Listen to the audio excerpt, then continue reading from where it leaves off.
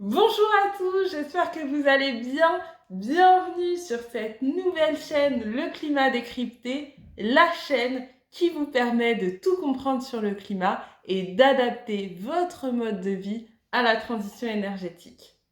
Ce que je souhaite aujourd'hui aborder avec vous, c'est le greenwashing. Juste avant ça, je vous propose de liker, je vous propose de vous abonner, de cliquer sur la cloche et bien sûr de commenter et partager si c'est un sujet qui vous intéresse.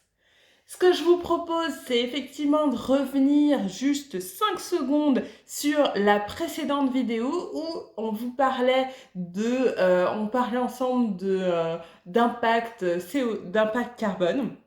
Et je voulais simplement revenir sur ce sujet-là pour vous proposer de calculer encore votre empreinte carbone en tonnes de CO2 par an.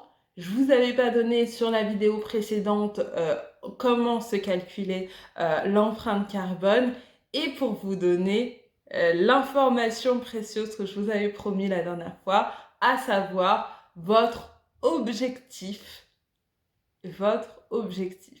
Votre objectif, il est de 2 tonnes de CO2 par an. Je vous invite à faire le test si vous ne vous souvenez pas de vos résultats. Je vous invite à faire le test si vous ne l'avez jamais fait, bien sûr. Et je vous invite également à comparer vos résultats si jamais vous les avez en tête.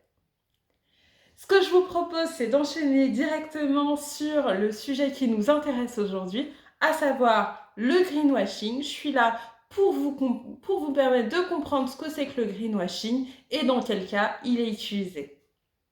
Alors c'est vrai que le greenwashing est très utilisé par les entreprises et il est absolument à proscrire par nous, les consommateurs. Pourquoi? Parce que le greenwashing ne fait qu'amplifier la situation actuelle. Oui, en fait, le greenwashing, c'est un effet qui va concerner surtout des ordres de grandeur. Donc, c'est pour ça qu'il faut absolument avoir en tête les ordres de grandeur pour pouvoir comprendre et appréhender le greenwashing. En réalité, ce que les entreprises vont faire, c'est qu'elles vont prendre un pan de l'entreprise qui finalement n'est pas du tout consommateur en CO2 ou très très peu par rapport à l'activité de l'entreprise de manière globale et ils vont focaliser l'attention du consommateur, donc la communication et le marketing écologique sur ces parties-là de l'entreprise. Je vous donne un exemple concret. Il y a des entreprises, par exemple, qui vont s'attarder sur des éléments qui sont très peu importants. Je vous donne l'exemple d'une banque ici qui a focalisé toute son attention sur la consommation en CO2 d'une carte bleue, alors qu'une entreprise telle qu'une banque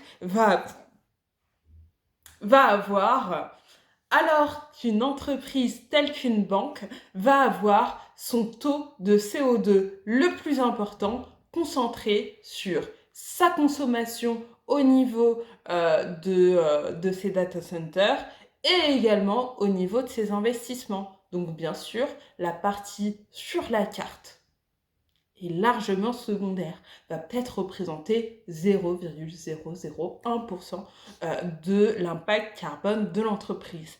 Et pourquoi est-ce que les entreprises font ça? C'est très simple, parce que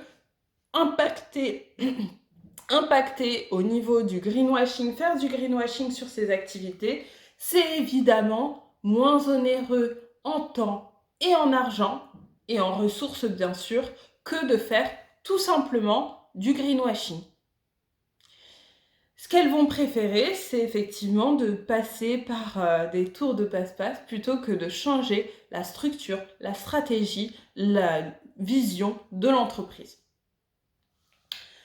Alors, je souhaitais également partager avec vous un second exemple, qui est l'exemple tout simplement d'une station-service qui va également faire du greenwashing. Celle-là, elle est hyper importante.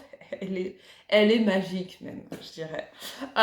Celle-ci, c'est qu'en fait, vous allez, soi-disant, consommer moins en allant faire votre plein de carbone. Votre plein, pardon, de gasoil. En fait, ce qu'elle fait, c'est que pour les litres que vous allez consommer sur cette station-service, les litres en essence, en diesel, etc., vont être compensés par de l'achat en compensation d'énergie. Donc après, on peut mettre ce qu'on veut dedans, que ce soit des arbres, que ce soit des associations, que ce soit de l'achat d'énergie. Voilà, on met un peu de tout de ce qu'on veut dedans. Mais voilà, c'est une entreprise qui a décidé de focaliser en tout cas sa stratégie sur le fait que effectivement vous allez mettre votre plein, mais vous allez mettre votre plein en faisant du greenwashing. Attendez, mais là, les gars, hein? Donc c'est ça. C'est marrant le greenwashing, c'est marrant mais pas marrant parce que ça n'avance à rien, tout simplement parce que il faudrait en fait réduire ses consommations. Il faudrait réellement, drastiquement, réduire ses consommations. Pourquoi est-ce que c'est hyper important de réduire ses consommations? Tout simplement parce que le pétrole et les gaz à effet de serre, de manière générale, sont la nourriture des machines. Et aujourd'hui, pour tout ce que vous consommez à longueur de journée, de soirée, que ce soit l'agroalimentaire, que ce soit le textile, l'eau, je ne sais pas, qu'est-ce que j'ai autour de moi, l'hygiène, pour tout, vous allez avoir des machines qui opèrent. Et chaque machine représente une consommation en pétrole. Donc pour aller compenser tout cela, c'est très compliqué. Parce que déjà, à mesurer, c'est très compliqué.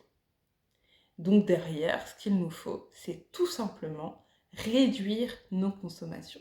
Pour pouvoir réduire l'impact carbone, pour pouvoir réduire les consommations liées au pétrole, les consommations liées au gaz à effet de serre et bien sûr les consommations qui peuvent être liées au dérèglement climatique.